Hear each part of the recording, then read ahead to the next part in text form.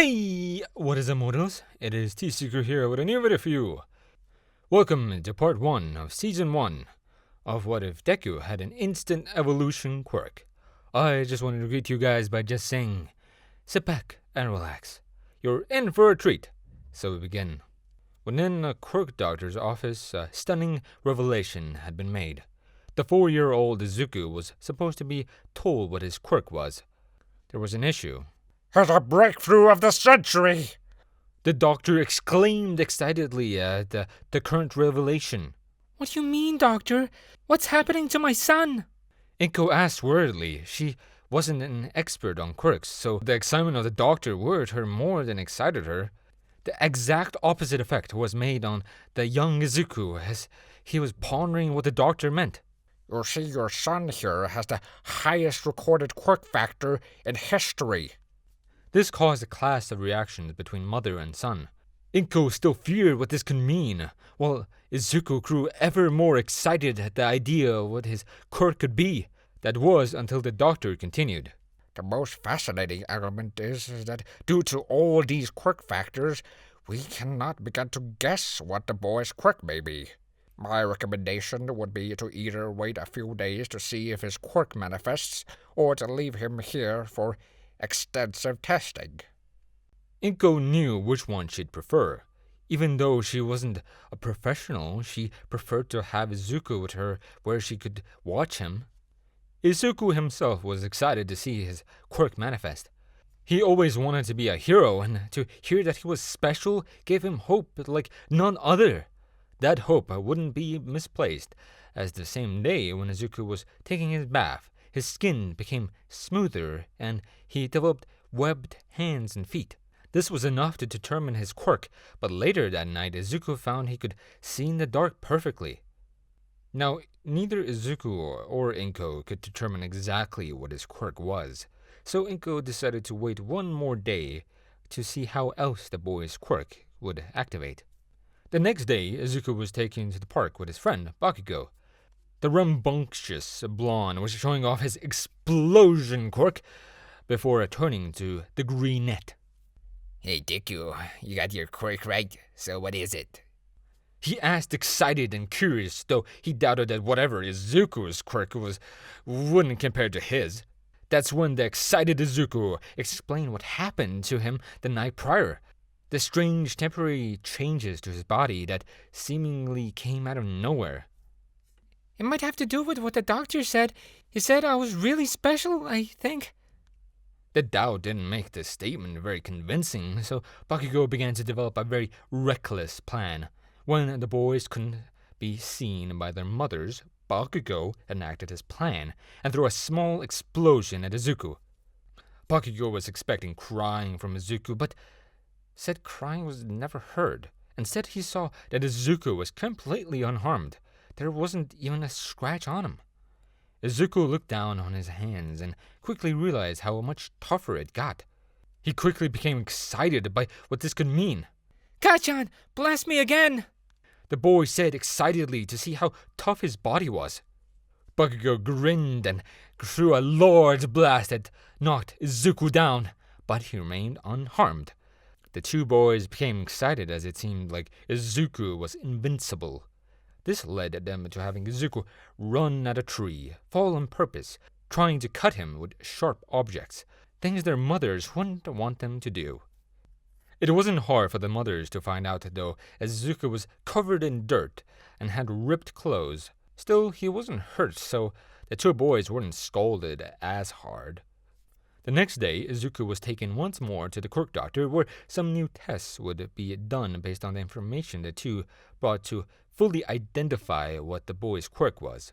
When they were done, Izuku's quirk was identified as evolution, a power that would convenience and confuse the boy throughout his life. Years passed, and Izuku would begin to learn how his quirk functioned. His body instantly adapted to best suit the environment or situation he was in, though he couldn't control how these adaptations would manifest, nor could he turn his quirk off. He also found that most of his changes were temporary except for ones he'd used constantly.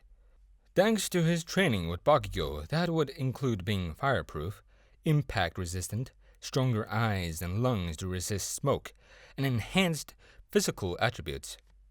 Now the two boys had entered the last year of junior high school. During class, the teacher had prepared for a career aptitude test, but he just threw them to the side, proclaiming that there wasn't a point, since all of them wanted to be heroes. All the students except for Izuku and Katsuki showed off their quirks and excitement. That almost made the Exploder teen laugh, thinking that almost no one in that room was hero material. Almost as if on cue, the teacher mentioned that he and Izuku had decided to apply for UA. This shocked many of the students, as UA High had only a 0.2% chance rate for its hero course. Katsuki then decided to make his point. It's a place for the best of the best. No one else here has a shot at getting in. Izuku decided against gloating, since the unpredictable nature of his quirk wouldn't make things easy for him. Hours of class would pass with Izuku and Katsuki talking about the villain situation that happened that morning while getting ready to leave. Walking out, Izuku couldn't help focusing on what happened before. You know, you didn't have to say all that, right? We don't even know what the entrance exam will be like. Katsuki scoffed at his friend's concern. We'll be fine, Deku. Besides, for the next 10 months, we're gonna train harder than ever before, so there'll be nothing to worry about. The two boys then entered a tunnel, not realizing what was waiting for them underneath. The two boys continued to walk until two heard a strange noise from behind. Rising from a manhole, a dark, green sludge rose, revealing its large eyes and mouth. This was a villain, and he quickly moved to attack, grabbing both Izuku and Katsuki. Jackpot! 2 possible skin suits. Now there's no way he'll catch me. The villain was tempting to shove his mouth into the boys, contemplating which he'd prefer. Izuku was scared for his life, but more so he was scared for Katsuki.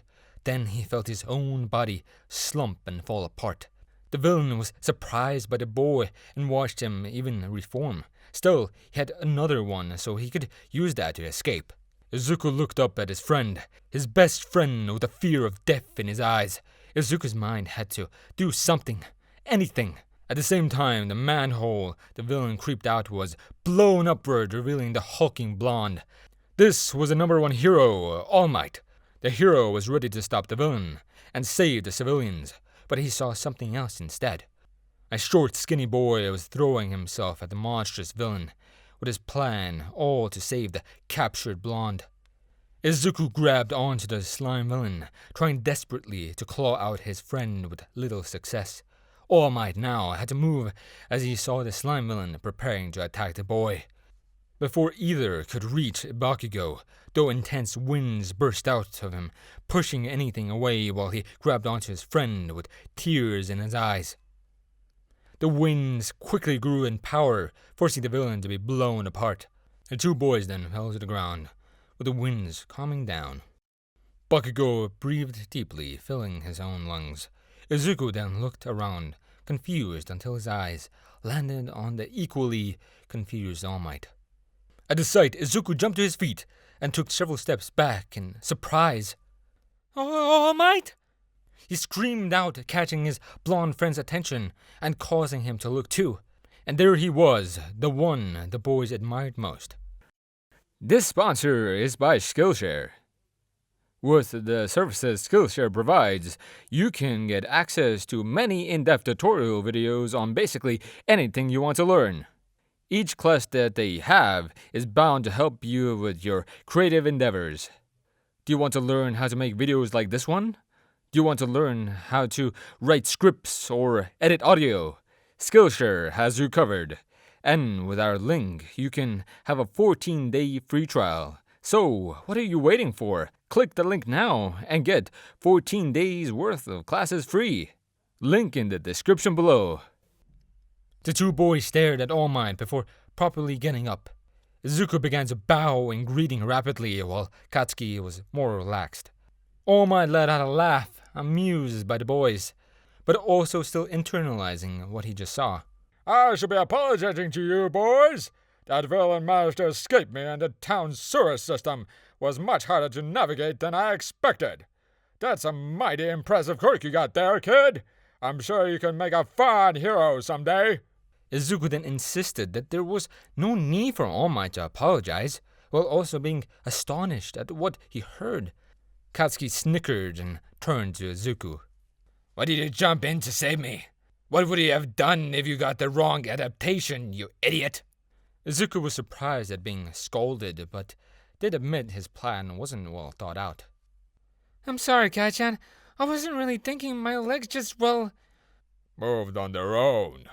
The hero finished. The two boys then looked at him confused, which prompted All Might to move on and collect the villain into a bottle. Izuku then remembered something and quickly took out his notebook to ask for the hero's autograph. Once that was done, the two boys were sent off, shaken, but resolved by the experience, and All Might believed he may have found what he was looking for. Thank you all for indulging yourselves in all this information thus far. I hope you enjoyed it. Now, there are a few more things that I'd like to go over before the video ends. Firstly, if you're in the mood for some great storytelling, We the Celestials has got you covered. Our We the Celestials, My Hero Academia, and Naruto What If channels retell the story of their namesake anime with a twist. Check out if you're interested. Secondly, on behalf of We the Celestials, I'd like to thank everyone involved in the production of today's awesome content. Their details will be found in the description below. Lastly, if you're interested in what we do here at We the Celestials, then I'd like to extend out an invitation to join the team. The only caveat being that we only accept members from 16 years and up to join our crew. You can sign up for whichever category fulfills your interests by joining the recruitment Discord using the link in the description below. We're always looking for members to join us. Well, that's it from us for today's video, so thank you all for watching, and have a great day.